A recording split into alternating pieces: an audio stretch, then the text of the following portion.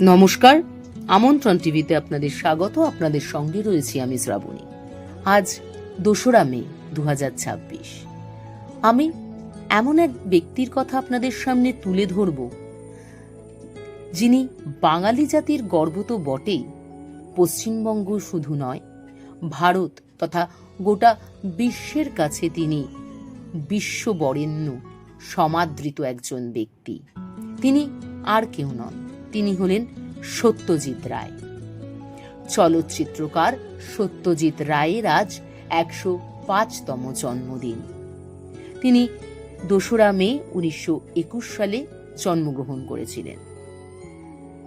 সত্যজিৎ রায় ছিলেন একজন কিংবদন্তি ভারতীয় চলচ্চিত্র নির্মাতা, লেখক এবং চিত্রকর, যাকে বিশ্ব চলচ্চিত্রের ইতিহাসের অন্যতম শ্রেষ্ঠ পরিচালক হিসাবে গণ্য করা হয়।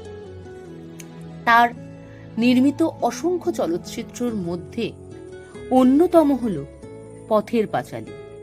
1955 সালে তার মুক্তিপ্রাপ্ত এই প্রথম চলচ্চিত্র পথের পাঁচালী তাকে আন্তর্জাতিক খ্যাতি এনে দেয়। এছাড়াও তার বিখ্যাত কাজগুলির মধ্যে রয়েছে অপরাজিত, অপুর সংসার, চারুলতা, জলসাঘর এবং হীরক রাজার দেশের মতো আরো অনেক অনেক চলচ্চিত্র। তিনি কেবল পরিচালক ছিলেন শুধু তাই নয়, তিনি একজন প্রখ্যাত লেখকও ছিলেন।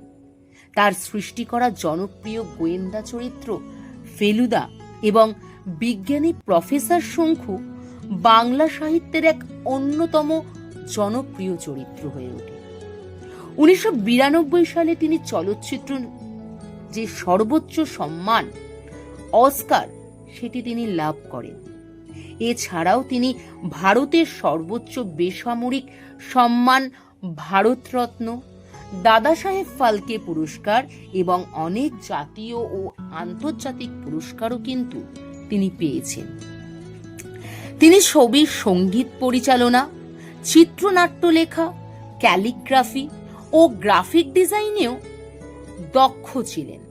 তার হাত ধরেই কিন্তু ছোটদের পত্রিকা সন্দেশ নতুনভাবে প্রাণ ফিরে পায়। এই দক্ষ বিশ্ববরেণ্য চিত্রকার অর্থাৎ চলচ্চিত্রকার সত্যজিৎ রায়কে আমন্ত্রণ টিভির পক্ষ থেকে তার জন্মদিনে বিনম্র শ্রদ্ধা এবং সশ্রদ্ধ প্রণাম।